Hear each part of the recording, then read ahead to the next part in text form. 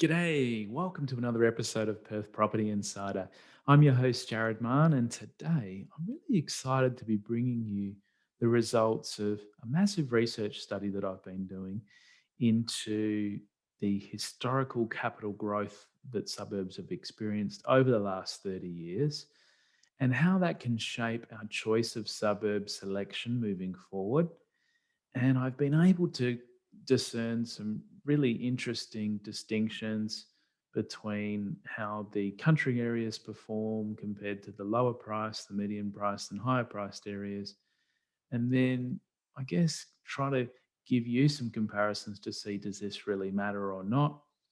And I also go through to how this shapes our overall investing and suburb selection. So I'm excited to share with you this episode. Perhaps that's because I'm a super nerd that used to be an electrical engineer.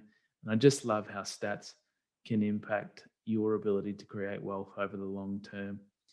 So let's go inside. Welcome to Perth Property Insider, where you will learn how to grow your wealth and improve your life using Perth property. Our show is brought to you by Investors Edge Real Estate, the highly rated and award-winning property management specialists servicing the whole of Perth. Now, here is your host, Jared Mann. So, how important is capital growth rate anyway?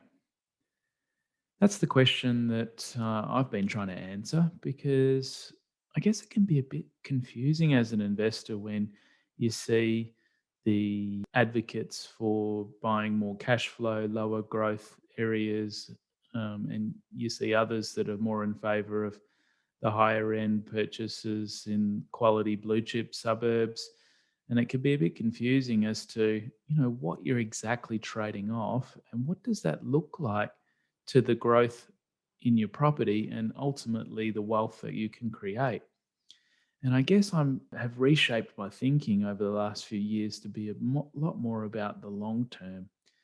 And a lot of the extra reading and educating I've done of myself, it's blown me away the power of compounding of a growth rate and what difference that can make, even when it's a few percent different, what difference that makes over 10 years, over 20 years, and over 30 years. And we need to really start dragging up and expanding our thinking to being over that long term. Because when you've got short term thinking, it's all about chunking up some gains, buying well, perhaps renovating it, developing. And often when you've got your short term, you end up selling and you lose a lot of that growth and a lot of that gain to taxes and or to partner in many cases if you're doing a project. And so what you can be left with is actually very little. So I've kind of spun my thinking around to be more about the long term, buying in as quality location as you can afford and letting the compounding effect take place. So I wanted to actually quantify what that difference looks like for a similar level of property purchase price and give you some, I guess, meat on the bone to know how important is your growth rate. So I've started compiling and preparing a study over the last month, and I've especially commissioned this research to be done. It's so hard to get a hold of. I tried getting a hold of it myself and tried various organizations and bodies, and I've finally found someone to prepare it all for me. And the data I'm putting together spans back over 30 years. So I want to know the median house price changes over 20 and 30 years. Now, why am I not looking at the last 10 years? Well, everything in Perth has sucked very badly because we've been in that downward stage of our cycle. And so we need to more look at what's happened historically before that. And if the things that have contributed to that demand have not changed, as in the schools are still quality, the location's still good with its, to the beach, to the city, to the river, its amenities and cafes and other things are there, and all the reasons that existed for it to popular in the past still exist, then we can reasonably assume that the growth rate is going to be very similar moving forward. Now, there can always be, major infrastructure or, gentrification that can change an area.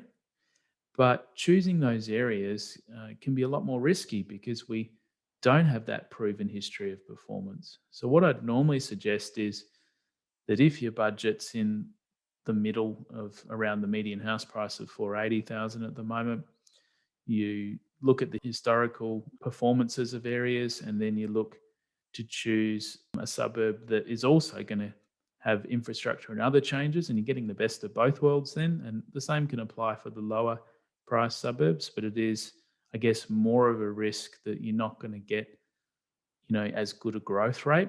In the higher end areas, it's like a self-fulfilling prophecy in a way that growth will continue, because when a suburb is in demand, it gets the better funding for its schools, it gets the better quality of teachers, people, families continue to move into the area, everyone takes more pride in their overall properties, has the money to reinvest and expand and grow.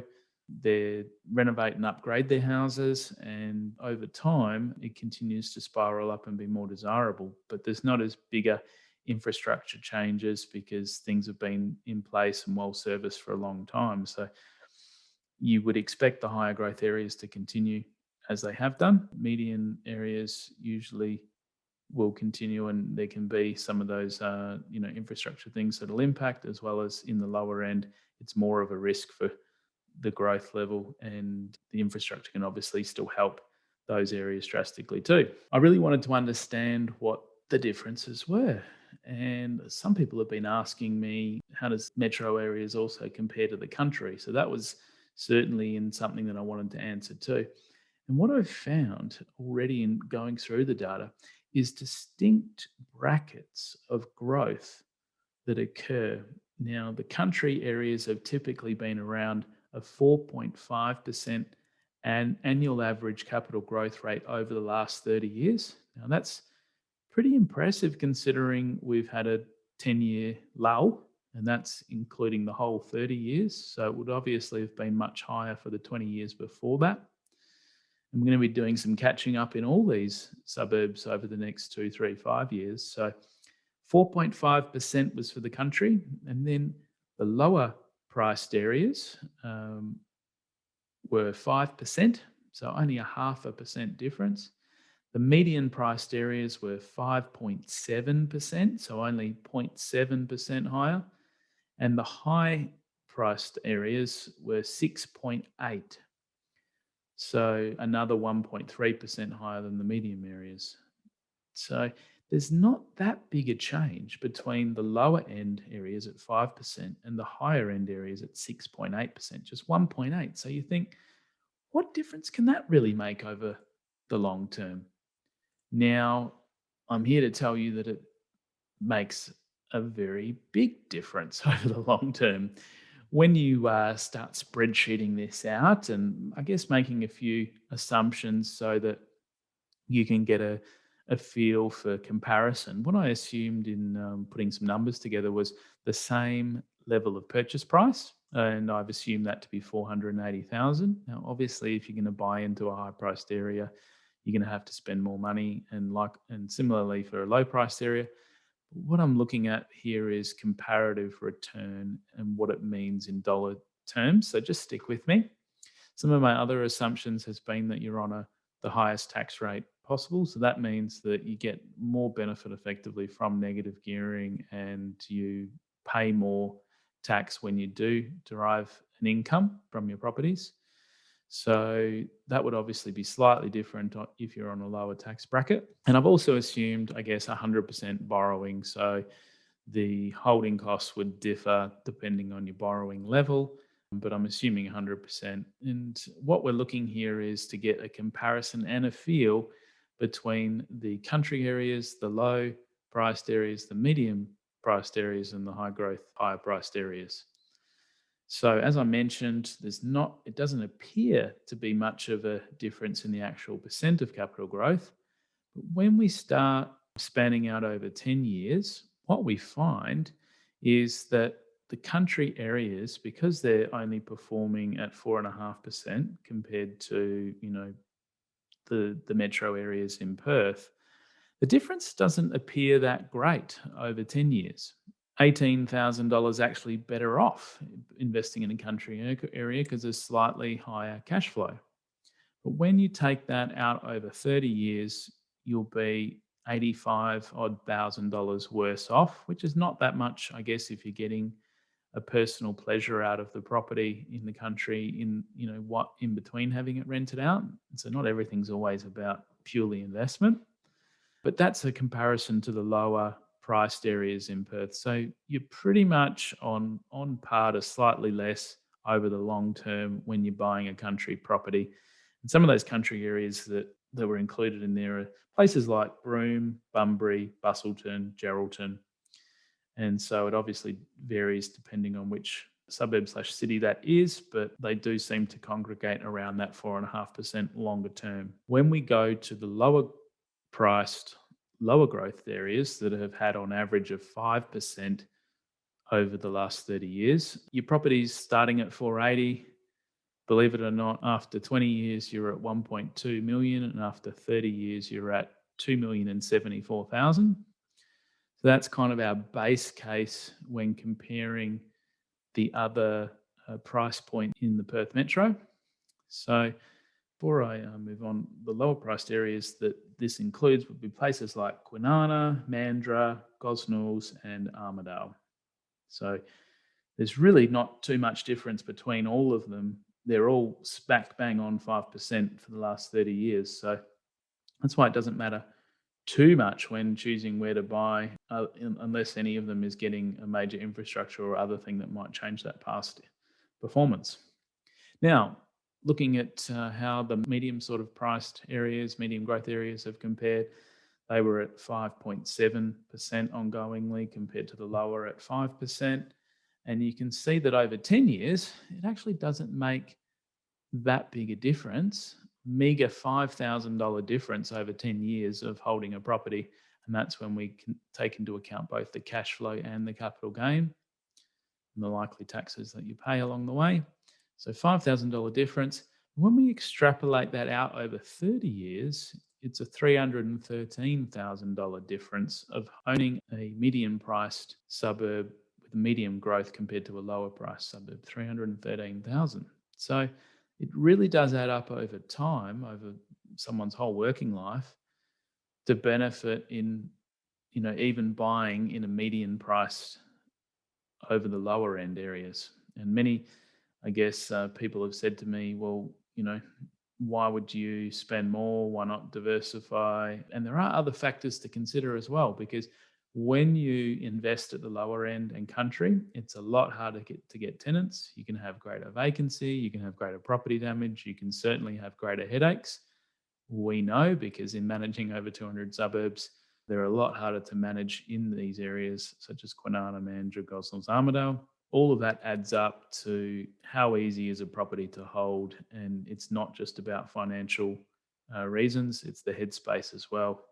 So now when we start to compare the difference, I guess, between a lower growth area and a higher growth area, so the high growth areas had on average of 6.8.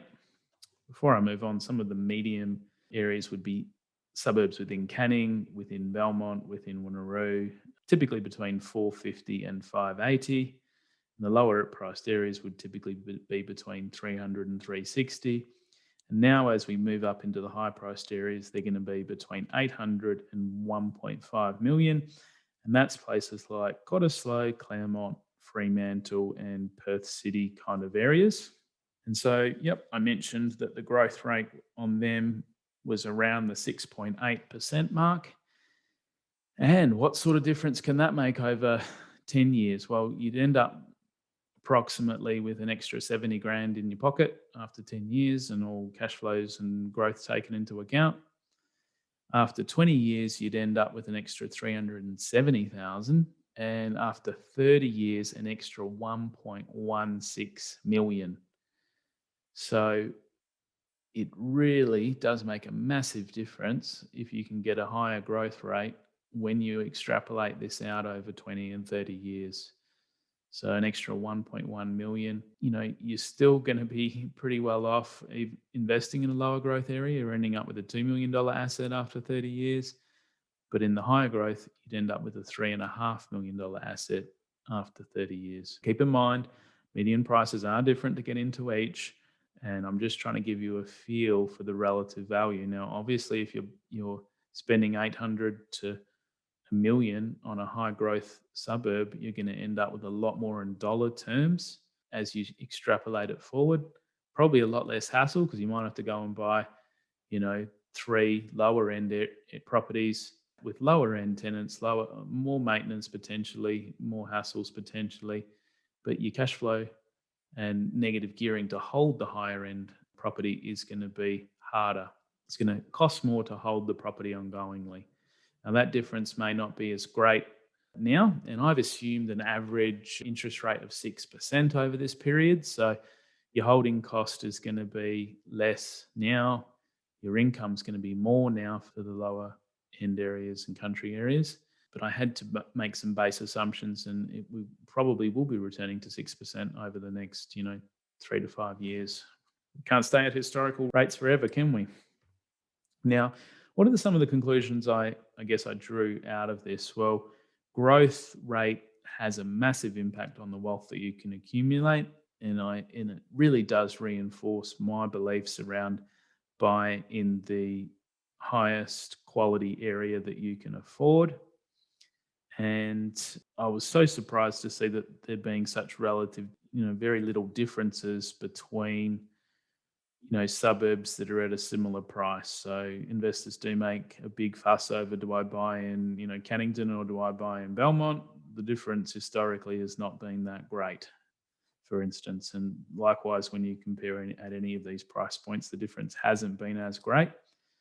But what we find when we move up into the higher priced areas, the difference can be a lot greater. Now, I also happened to look at what were the top 10 best performing suburbs in Perth, and it was very interesting. The vast majority of them all are within the higher priced areas. We've got the top three, including Coolbinia, that's had a 9.3% average annual growth rate, South Fremantle with an 8.4%, and Mayland's tipped in there at 8.3%. So that's slightly lower priced than the others that are around it. So potentially that could represent a good option for people that don't have the budget to get into these, $1 million plus areas.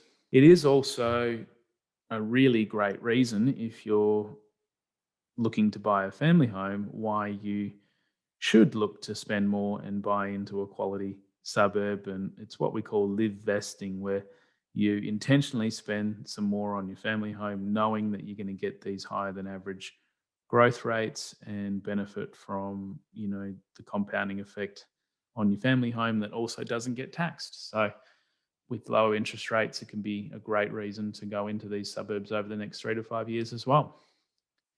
Now, what is the growth on, say, Coolbinia that had 9.3%?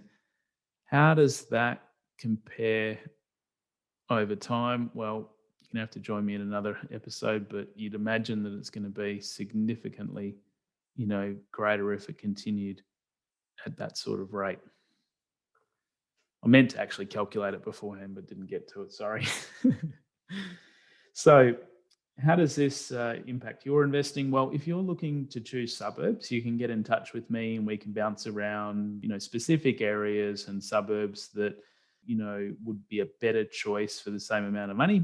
I've been compiling a list based on a number of factors. When I look at my suburb selection, I look at the infrastructure that is happening, what is the rental yield, what is the vacancy rate, what is the recent trend in prices in the area, and we can overlay that with the historical side of things, and I can help suggest a number of suburbs that look more undervalued for the price that they are compared to others, and that can really help you with your suburb selection. So if you do want to have my input on your strategy and overall suburb selection, go to our website at investorsedge.com.au and go to the investing section and request a chat with me. And some of the other things I guess I've drawn conclusion from is that holding a property for the longer term is the real key to the power of compounding. And you don't start to truly see the benefits and the differences unless you are holding it 20 to 30 years. At 10 years, the difference is not as great. And most people only think about holding for 2 to 3 to 5 years, but you need to be thinking about the long term and not the short term. And probably the big caveat to all of this buying in the highest priced area is you need to make sure you can afford it and afford to hold through interest rates coming up, and rents are going to come up as well in the meantime. So that's certainly in our favor. But what's the point to buying there if you can't afford to hold it? And if you have to sell when times are bad, that's when, all returns can be thrown out the window. And every time that you end up selling as well, what isn't captured in here is every time you end up selling, you end up paying tax. And yes, you get a 50% reduction if you've held it more than a year, but it still eats into your returns and your compounding effect.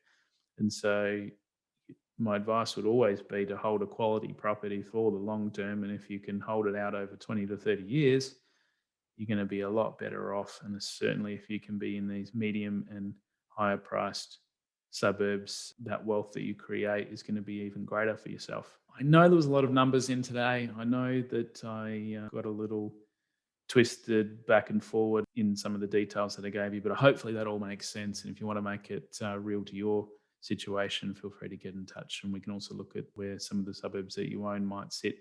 And that can come into your decision of to whether to sell or hold and at what point to do those things as well. And as a final note, if you're enjoying our podcast so far, I'd really appreciate a 5-star rating on iTunes, on Apple Podcasts. If you can go there and give us one, certainly subscribe to us on YouTube if you watch on there. And don't forget to join my Property Investor Update. We don't just send out the podcast, we send lots of other helpful things, suburb information and stats on your suburbs of interest, as well as special offers. And when we can get back to meeting up in person, there'll be events and other things in there if you want to tag along and meet us all. Thanks for joining us, and I'll catch you on the next one. Bye.